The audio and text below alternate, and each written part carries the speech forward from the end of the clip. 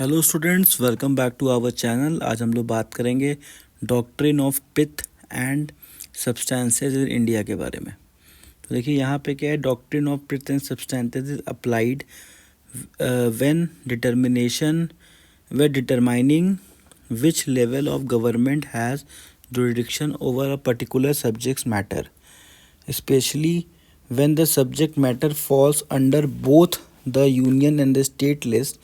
The doctrine focus on the true nature and the substances of the law rather than its form or the label to decide which list it fall under. If a state law pertains to the subject that is in a concurrent list, but its main purpose is concerned with the subject, it will be considered a state law even if it touch upon the union subject. तो यहाँ समझा क्या जा रहा है कि doctrine of pith and substances तब हम लागू करती है सुप्रीम कोर्ट जब उसको लगता है कि कोई ऐसा लॉ है जो बनाया गया है वो कॉन्करेंट लिस्ट का है। तो कॉन्करेंट लिस्ट का मतलब क्या होता है, एक ऐसा लिस्ट जहाँ पे स्टेट गवर्नमेंट और सेंट्रल गवर्नमेंट दोनों लॉ बना सकती है साथ में। तो अब यहाँ पे सुप्रीम कोर्ट चेक करता है कि इस लॉ का ओरिजिनल नेचर क्या है, ये लॉ जो बनाया गया है ये बेसिकली किसको सपोर्ट कर रहा है।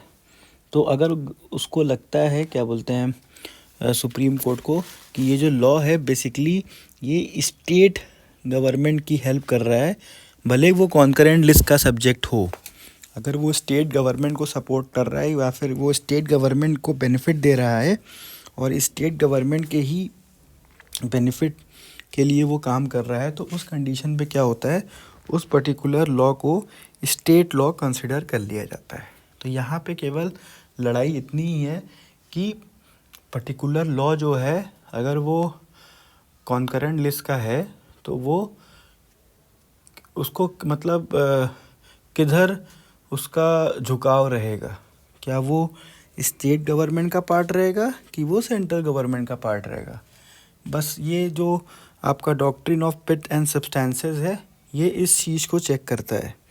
तो देखिए इसमें जैसा कि दिया हुआ है केस लॉ, एक एग्जांपल भी दिया हुआ है, in the state of Bengal versus union of India supreme court use the doctrine of pith and substances to determine the validity of state law that dealt with the imposition of the tax which was conflicted with the central law। मतलब एक case इसमें बताया जा रहा है, 1963 का case है कि जहाँ पे वेस्ट बंगाल की गवर्नमेंट टैक्स लागू कर रही थी, तो उसको देखा गया इसी पर्टिकुलर डॉक्ट्रिन के हिसाब से कि ये जो लॉ है वो किस में आएगा, सेंट्रल में आएगा कि स्टेट में आएगा।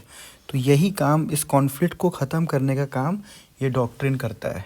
तो सुप्रीम कोर्ट इसी डॉक्ट्रिन के हिसाब से डिसीज़न लेता है कि ये पर्टिकुलर जो सब्जेक्ट पे लॉ बनाया गया है वो लॉ स्टेट गवर्नमेंट के थ्रू में आए, स्टेट गवर्नमेंट के पास मतलब स्टेट गवर्नमेंट के थ्रू लागू होगा कि यूनियन गवर्नमेंट के थ्रू लागू होगा, क्योंकि कॉन्करेंट लिस्ट में दोनों साथ में मिलके लॉ बना सकते हैं।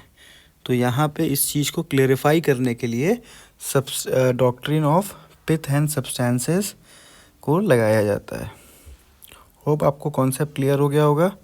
अब देखिए इसमें एक चीज़ आपको ये एग्ज़ाम में लिखना रहेगा कि द डॉक्ट्रिन, जो थर्ड लाइन में लिखा हुआ है, the doctrine focus on the true nature and the substances of the law.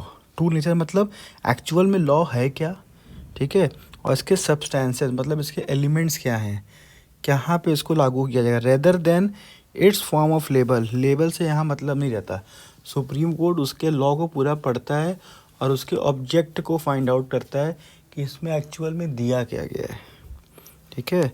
फिर इसको पर्टिकुलर जो कॉन्फ्लिक्ट चल रहा है उसको इस पर्टिकुलर डॉक्ट्रिन के हिसाब से इस कॉन्फ्लिक्ट को ख़त्म कर देता है और उस पर्टिकुलर लॉ को डिक्लेयर कर देता है कि वो स्टेट की तरफ से है या फिर सेंट्रल में आएगा। जिस भी जगह पे जाएगा गवर्नमेंट मतलब सुप्रीम कोर्ट उसको कंफर्म कर देता है। तो स्टूडेंट, जो मैं ये टॉपिक पढ़ा रहा हूँ मैंने इस बुक का लिंक डिस्क्रिप्शन में दे दिया है, आप जाके वहाँ देख सकते हैं। And thank you student for watching our channel, please subscribe it and share it.